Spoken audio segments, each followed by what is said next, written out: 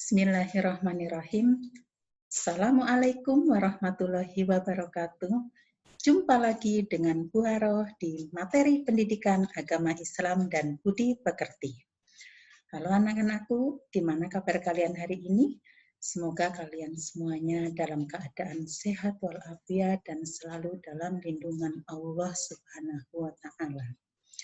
Baiklah, pada kesempatan kali ini kita nanti akan membahas materi di bab 5 ya. Tapi sebelum kita masuk ke materi, kita awali dengan berdoa. Bismillahirrahmanirrahim. Raditu billahi rabba wa bil islami dina wa bi Muhammadin nabiyya wa rasulah. Rabbi zidni ilman warzuqni fahman. Amin. Baiklah anak-anakku, pada pertemuan minggu yang lalu kalian ulangan di bab 4 ya. Masih ingat ulangan bab apa? Tentang bab Toharoh. Nah, kali ini kita akan masuk ke materi baru. Materinya itu tentang apa?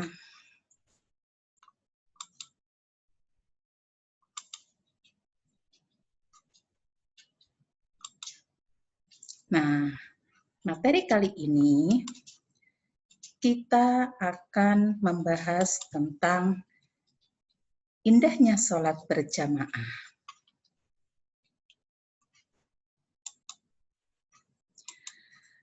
Di peta konsep, ya, indahnya sholat berjamaah ini nanti kalian mempelajari tentang bab sholat berjamaah, mempelajari dan memahami konsep tentang sholat berjamaah. Kemudian kalian juga harus bisa bagaimana cara mempraktekkan tata cara sholat berjamaah. Kemudian membiasakan sholat berjamaah. Nah, bagaimana nanti kalian menerapkan sikap demokratis, toleran, kebersamaan, kerjasama, dan akhlak terpuji yang lain dalam kehidupan sehari-hari. Baik.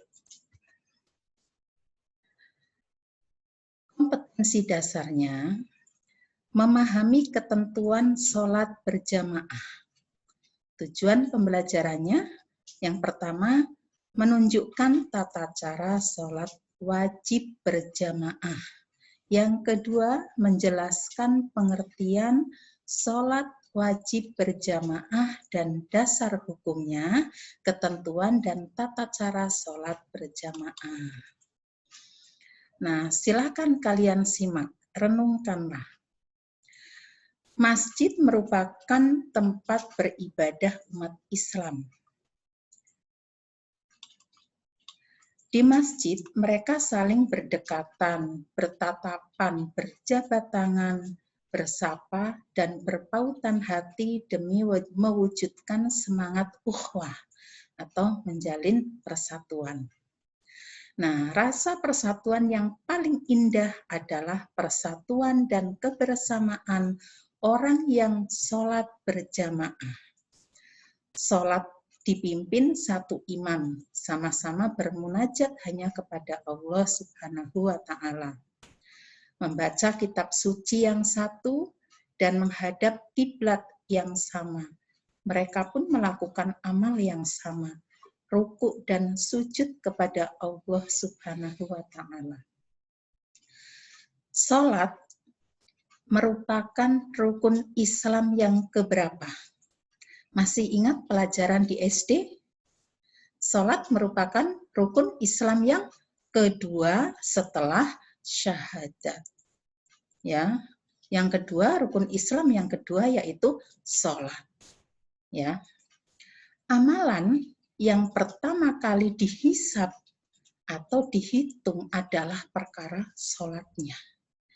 Kalau sholat kita bagus, berarti amalan yang lain itu mengikuti bagus semua. Ya, tapi kalau amalan kita jelek, berarti amalan-amalan yang lain itu jelek. Misalnya, bagaimana sholatnya si Fulanah binti Fulan? Oh, sholat wajibnya dia bolong-bolong. Bagaimana dengan sunnahnya? Belum, enggak sama sekali. Ini adalah contoh ya orang yang sholatnya jelek. Bagaimana puasanya, bagaimana amalnya, bagaimana sedekahnya, mengikuti apa kata sholatnya. Sebaliknya kalau sholatnya itu bagus, berarti amalan yang lain mengikuti. Berarti puasanya juga bagus, sedekahnya bagus. Ya, karena sholat merupakan amalan yang pertama kali nanti akan dimintai pertanggungjawaban di hadapan Allah. Nah, cermatilah, amati gambar ini. Kemudian nanti kita berikan tanggapan. Gambar yang pertama, kalian lihat ini adalah gambar siswa sedang melaksanakan sholat berjamaah. Namanya sholat berjamaah itu di sini dipimpin oleh seorang imam, ya. Kemudian di sini ada makmum. Yang kedua, peserta didik sedang bermunajat kepada Allah. Biasanya munajat kita lakukan setelah melaksanakan sholat, ya. Ini peserta didik sedang bermunajat, sedang berdoa kepada Allah. Makanya setelah kalian sholat, jangan langsung berdiri dan pergi, ya. Tapi kita berdoa, kita berzikir terlebih dahulu. Kemudian yang ketiga, biasanya di masjid atau di musola, setelah kita melaksanakan sholat, kita dzikir bersama, kita berdoa bersama, kita bersalam-salaman seperti ini. Dan pastinya salam-salaman seperti ini, ya, Ibu menjelaskan dalam koridor normal, ya. Kalau saat ini, ya, di musim pandemi, tentunya kita harus menjaga jarak, ya, dan harus memakai protokol kesehatan, ya. Kemudian selanjutnya, ini adalah gambar peserta didik sedang sedang takbir, ya, sedang takbiratul ihram, ya. Peserta didik sedang melaksanakan sholat berjamaah yang gambar pertama. Kemudian peserta didik sedang berdoa setelah melaksanakan sholat. Kemudian setelah melaksanakan sholat, berzikir, berdoa, kemudian kita bersalam-salaman, ya. Kemudian ya, yang terakhir ini adalah peserta didik sedang takbiratul ihram, ya. Nah, ayo sholat berjamaah. Tahukah kamu apa sholat berjamaah itu? Sholat berjamaah adalah sholat yang dikerjakan oleh 2 orang atau lebih secara bersama-sama dan salah seorang dari mereka menjadi imam. Sedangkan yang lainnya menjadi makmum. Itu yang dimaksud sholat berjamaah. Ya, minimal ada seorang imam dan makmumnya minimal 1. Ya. Nah, sholat 5 waktu yang kita lakukan sangat diutamakan untuk dikerjakan secara berjamaah, bukan sendiri-sendiri. Kalau sholat sendiri itu namanya munfarid, ya. Tetapi kalau sholat wajib, ya sholat 5 waktu, zuhur, asar, maghrib, isya, subuh itu lebih afdol dikerjakan secara berjamaah. Apalagi laki-laki melaksanakan sholat berjamaah di masjid atau di musola. Ini merupakan sunnah muakkadah, sangat dianjurkan. Ya, kalau perempuan lebih baik sholat di rumah. Silahkan kalian berjamaah dengan ibu kalian, dengan kakak atau adik perempuan kalian. Ya. Nah, kalian perlu tahu bahwa hukum sholat wajib berjamaah tadi apa? Sunnah muakkadah, yaitu sunnah yang sangat dianjurkan, ya. Bahkan sebagian ulama ini mengatakan hukum sholat berjamaah adalah fardu kifayah. Ya. Nah, lihat di sini keutamaan sholat berjamaah bila dibandingkan dengan sholat munfarid atau sholat sendiri, itu kelipatan 27 derajat. Seperti hadis Rasulullah. Bismillahirrahmanirrahim. An Ibnu Umar qala Rasulullah sallallahu alaihi wasallam. Salatul jama'ati tafdulu ala salatil fardhi bisab'i wa 'ishrina darajat. Salatul jama'ati tafdulu ala salatil fardhi bisab'i wa 'ishrina darajat. Bahwa sholat berjamaah ini lebih utama dibandingkan sholat sendirian dengan 27 derajat. Ini diriwayatkan oleh Bukhari dan Muslim. Ya, ini adalah hadis Rasulullah. Kemudian keistimewaan lain bagi orang yang rajin sholat berjamaah adalah akan dibebaskan oleh Allah dari api neraka. Ya, seperti hadis yang diriwayatkan oleh Ibnu Majah. Ya, man shalla fi masjidin jama'atan arba'ina lailah la tafuduhu, ya, la tafutuhur raqnatul ula min sholatil isya'i kataballahu lahu biha ngitsaqom minan nar. Ya, dikatakan oleh Rasulullah bahwa barang siapa sholat di masjid dengan berjamaah selama 40 malam dan tidak pernah tertinggal pada rakaat pertama dari sholat isya, maka Allah akan membebaskan baginya dari api neraka. Ya, nih dalilnya sudah sangat jelas. Ayo sholat berjamaah, apalagi bagi laki-laki, ya, karena merupakan sunnah muakkadah, sunnah yang sangat dianjurkan. Nah, apakah kalian ingin mengetahui lebih jauh mengenai sholat berjamaah? Ya, nah, yang pertama, apa sih syarat sah sholat berjamaah? Yang pertama itu apa? Ya, sholat berjamaah sah kan apabila memenuhi syarat-syaratnya. Ya, pertama itu harus ada imam. Yang kedua ada makmum. Kalau hanya ada imam tidak ada makmum, ya maka tidak memenuhi syarat untuk melaksanakan sholat berjamaah. Kemudian makmum berniat untuk mengikuti imam. Ya, pasti makmum mengikuti ya apa kata imam.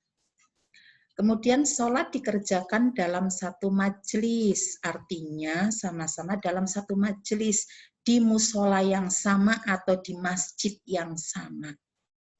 Nah, sholat ya, sholat makmum sesuai dengan sholatnya imam, misalnya ya, imam niat sholat berarti niatnya menjadi imam, makmum niatnya menjadi makmum. Ketika imam takbir, makmum pun harus takbir. Imam ruku, makmum pun harus ikut ruku. Mengikuti gerakan imam. Nah, kedudukan imam dalam sholat berjamaah ini sangat penting. Ya, dia akan menjadi pemimpin seluruh jamaah sholat sehingga untuk menjadi imam ada syarat tersendiri. Ya. Syarat menjadi imam itu apa? Yang pertama itu seorang imam harus mengetahui syarat dan rukun sholat. Ini adalah perkara yang membatalkan sholat. Seorang imam harus tahu syarat dan rukunnya sholat. Syaratnya sholat apa? Misalnya syaratnya. Yang pertama, dia harus beragama Islam. Karena yang membedakan muslim dengan kafir adalah sholatnya. Ya. Kemudian yang kedua, syarat sholatnya itu apa? Setelah beragama Islam, yang kedua, ya, dia itu sudah akil balik. Nah, pada pertemuan minggu yang lalu di pelajaran bab Toharoh, Ibu sudah menjelaskan bahwa ya laki-laki akil balik ya dimulai apabila dia sudah mimpi basah. Bagi perempuan dia akil balik apabila dia sudah ya menstruasi. Ya, kalau laki-laki dan perempuan sudah mengalami ciri-ciri yang Ibu sebutkan itu tadi, berarti dia sudah akil balik. Ya, dia dihukumi sebagai orang mukalaf. Ya, bukan mualaf ya, tetapi mukalaf. Ya, yaitu dia wajib melaksanakan seluruh ya rangkaian syariat agama, seperti dia wajib melaksanakan sholat, dia wajib melaksanakan puasa dan lain sebagainya. Ya. Kemudian berakal sehat. Orang gila wajib sholat enggak? Enggak wajib ya. Yang wajib adalah orang yang berakal sehat. Ya. Kemudian suci dari hadas dan najis. Nah, minggu lalu kita sudah mempelajari apa itu hadas, apa itu najis, kemudian bagaimana cara kita bersuci dari hadas dan najis. Ya. Kemudian menghadap kiblat. Kita sholat itu pasti menghadap kiblat. Ya. Nah, yang terakhir mengetahui waktunya ya, mengetahui masuknya waktu sholat. Coba anak-anak Ibu tanya. Subuh sekarang ini tadi pagi ya, jam berapa? Ya. Ayo. Jam 4:10 itu sudah masuk waktu subuh. Duhur itu jam 11:37. Ya, itu maju jamnya. Nah, selain imam harus mengetahui syaratnya sholat, juga harus mengetahui rukunnya sholat. Rukun sholat itu apa? Misalnya, ya berdiri bagi yang mampu. Orang sakit yang tidak mampu berdiri boleh duduk. Ya, Islam memberikan rukhsah atau keringanan bagi orang yang tidak mampu berdiri, misalnya dia sakit. Ya, karena sholat itu kan perkara yang tidak boleh ditinggalkan dalam keadaan apapun. Pada saat kita tidak mampu sholat sambil berdiri, maka kita diperbolehkan untuk duduk. Sholat sambil duduk. Duduk sudah tidak mampu, maka diperbolehkan ya sholat sambil berbaring, bukan sambil tiduran ya, tapi sambil berbaring. Berbaring pun dia sudah tidak mampu, ya cukup dengan kedipan mata. Ya, kalau pakai kedipan mata pun sudah tidak mampu, berarti waktunya disolatkan. Dalam keadaan apapun, ya kita kemanapun waktunya sholat, maka kita wajib mengerjakan. Pada saat misalnya kita bepergian, Islam pun memberikan keringanan, memberikan rukhsah dengan menjamak atau mengqashar sholat fardu kita. Kita sakit pun kita diberikan rukhsah, kita diberikan keringanan untuk melaksanakan semampu kita sambil duduk atau sambil berbaring. Paham ya? Kemudian niat, ya pasti ada niatnya. Bu, niatnya itu niat diucapkan atau dalam hati? Diucapkan, ya. Kenapa? Karena kalau kita niat diucapkan itu akan membantu gerakan hati. Dalam hati boleh nggak, Bu? Boleh. Ya. Kemudian takbiratul ihram. Ini juga masuk dalam rukun sholat. Ya. Setelah takbiratul ihram, apalagi membaca surat Al-Fatihah. Ini merupakan rukun. Ya, membaca surat Al-Fatihah. Kalau melaksanakan sholat, lupa tidak membaca surat Al-Fatihah, berarti sholatnya sah enggak? Enggak sah, karena ini bagian daripada rukun. Rukun adalah perkara yang wajib dilaksanakan. Kalau meninggalkan salah satu rukun, berarti perbuatan itu tidak sah. Ya. Kemudian ruku dan tumak ninah. Apa itu tumak ninah? Ya, misalnya kita ruku, ya ketika kita ruku membaca Subhana rabbiyal azimi wa bihamdi. Ya, setelah selesai membaca, maka kita tumak ninah, berdiam sebentar. ya. Duduk di antara dua sujud ini juga bagian daripada rukun. Duduk tasyahud akhir, apalagi yang termasuk rukun sholat, membaca tasyahud akhir, ya. Kemudian membaca sholawat Nabi pada tasyahud akhir, ya. Membaca salam yang pertama, ya. Ini merupakan rukun sholat. Yang terakhir, tertib. Artinya, rukun sholat itu dilaksanakan secara berurutan, ya, tidak macet. Makanya harus tertib. Paham ya? Nah, yang kedua, seorang imam selain harus mengetahui syarat rukun sholat dan perkara yang membatalkan sholat, dia itu juga harus fasih dalam membaca Al-Quran.